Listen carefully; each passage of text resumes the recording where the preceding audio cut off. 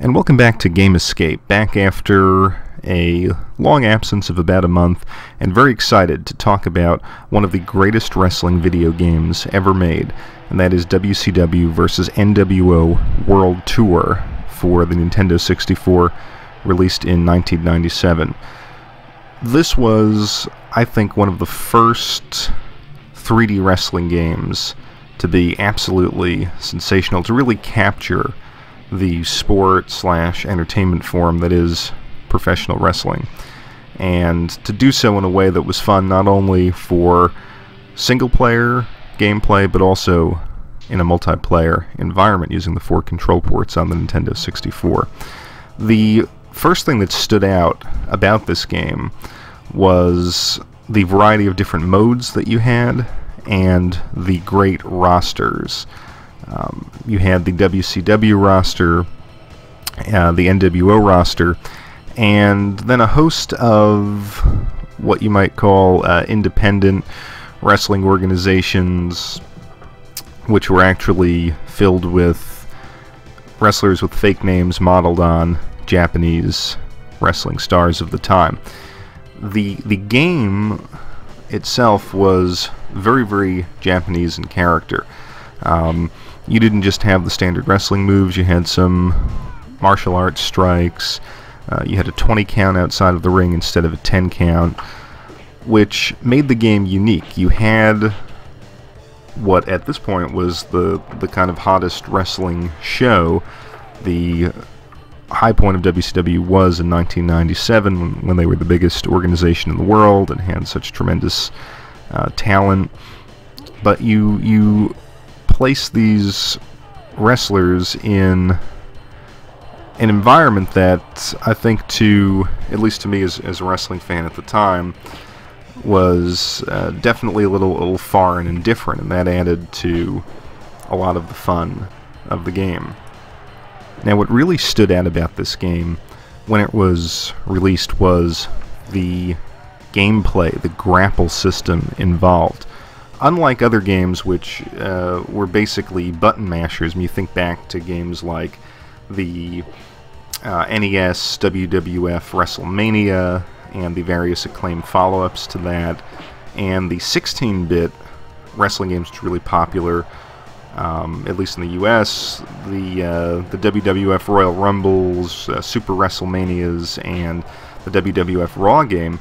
All of those games were essentially exercises in button mashing. Here, everything was initiated with the grapple.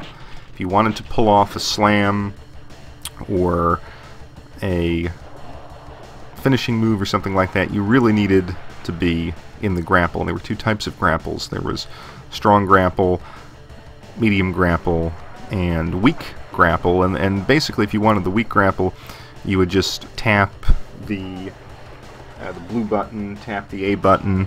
If you wanted a medium grapple, you'd kind of press it normally, and the strong grapple, you'd have to hold it until your character reacted to go into the grapple. From there, you could use each of the directional buttons, plus A and B, to pull off some really authentic looking, for the time anyway, moves. And this was so simple and so well constructed that and I'm talking about sort of a group of friends here who were really into wrestling. I mean, we had never seen anything like this, and it just really was so well suited to presenting this sport or form of entertainment. The same method, the same approach was applied to strikes. You had weak, medium, and strong strikes. Again, press the strike button and press it, just tap it, you'd have a weak strike, press it normally, medium strike, hold it, and you'd have one of the devastating heavy strikes. You could also do this from the front and the back. There were different grapples and strikes, certainly different grapples from the back. The strikes actually in this one may more or less be the same. But the one thing that this also introduced, which has been carried over really to this day, is the idea of a spirit-based finish system. So you can see on the bottom of the screen you have spirit meters which react to your performance in the ring, how much damage you're taking, and also your appeals to the crowd. The way you appeal to the crowd is you just sort of move the analog stick back and forth on the N64 controller. When your spirit meter fills, it will say special, and then you have to do a strong grapple and just, again, wiggle the analog stick to get your finishers. And in some cases they would be different depending on whether you're grappling from the front or the back. And this was, again, it was just such a natural system that I think represented what wrestling, you know, the way that you could basically get to a finishing move. How do you do it in the sport of wrestling? Well, you string together some moves, you appeal to the crowd, you get your opponent in a kind of stunned state, and you execute the move. So, and again, we see that today with even up to WWE 13, where they more or less have that sort of gauge system. Now, as far as the different modes offered by this game, you have the WCW versus NWO mode, and that's where you would take a group of 5 wrestlers from the WCW and the NWO, pair them against each other, and it was basically a almost like King of Fighters type of deal, where you had to, you know, try to eliminate your opposing group first, and, you know, you had 5 attempts to do it, 5 different guys. If you survive the first fight, you take that wrestler into the second fight, he's damaged, he goes down, another wrestler comes in. It was a fun mode. It was actually a really good 2-player mode if you wanted to, you know, to see who could win this battle for supremacy between these 2 supposedly different organizations. Then, of course, you had what I consider to be the best multiplayer mode in this game, and that was the Battle Royal, where you could get 4 players simultaneously battling it out in the ring. Previously, you had never been able to do that, and it was just such a ton of fun. I mean, this to me was the ultimate summer game. We'd sort of get together, this group of friends who were wrestling fans, and we would just play battle royals, 4 different people each time, and it was just a tremendous amount of fun. Principally because, unlike, say, the Royal Rumble type of battle royal where it was just over the top and you get eliminated, you actually had to pin or make your opponent submit or actually knock him out. So they were actually, unlike American wrestling, in American wrestling games there were knockouts, so you could just get together and play this literally for hours. And, you know, we would come up with our own rules. Well, you know, we're only gonna, you know, go for knockouts in this one. So it was just incredibly fun and engaging. And there were some other modes too that were, I think, better for a single player type of experience. You had league and tournament modes, where you would just take a wrestler through a league or a tournament against maximum of 8 other opponents and try to win the cup. There were no championship belts, only cups in this one, and it was actually kind of fun because you had so many more moves per wrestler that you could explore. And so modes like the league or the tournament kind of gave you the chance to take a wrestler and see if you could actually hit all of his various moves. Now, it might seem silly today because the movesets here are not as detailed as, say, WWE 13 or even the Fire Pro Wrestling games from the mid-90s, but for an American audience in 1997, this was just tremendous. And if you were a wrestling fan, you know, you could actually pull off all of these moves that you saw on television. And lastly, they gave you a tag team mode, which was also kind of fun, just because, again, for the first time, this felt like a legitimate representation of tag team wrestling.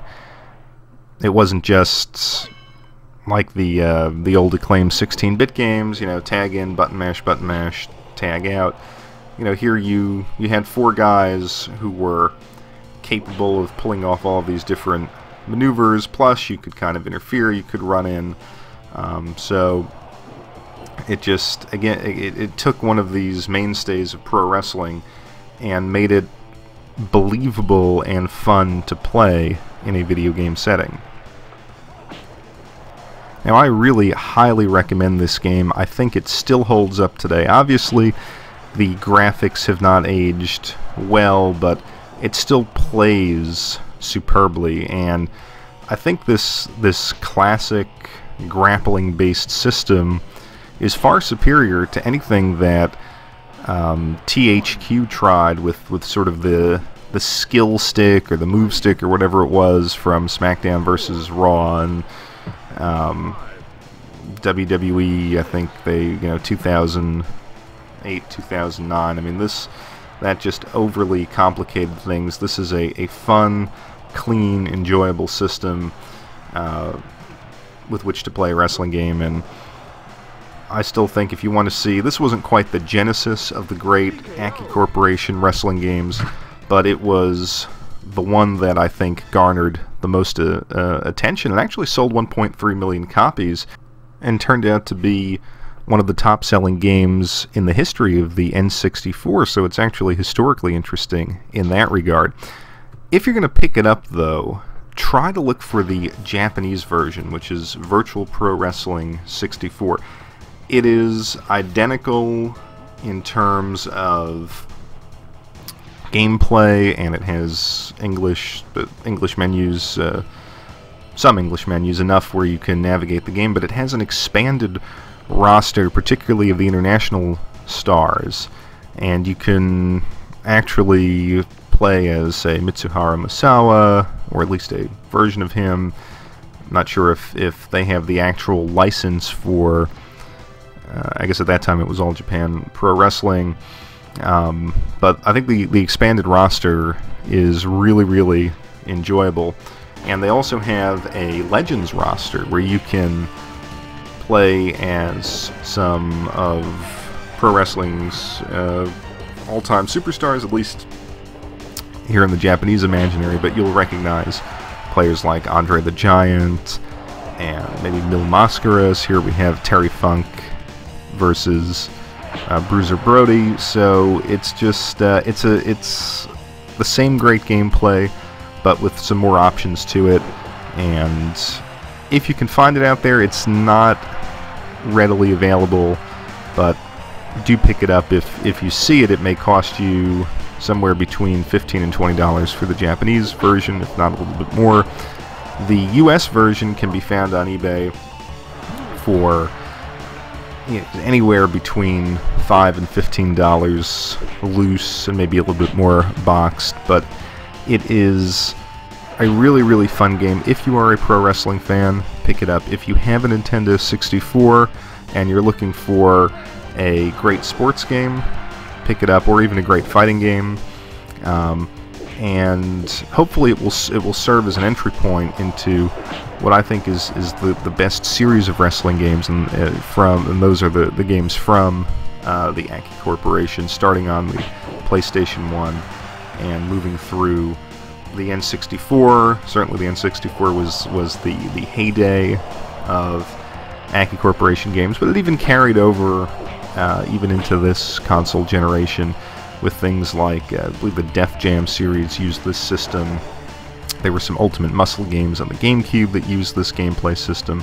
So, again, N64 wrestling games, really the first to take the genre into a new phase where actually you were playing a game that really represented professional wrestling as well as it could be represented, and that statement I think still holds true today.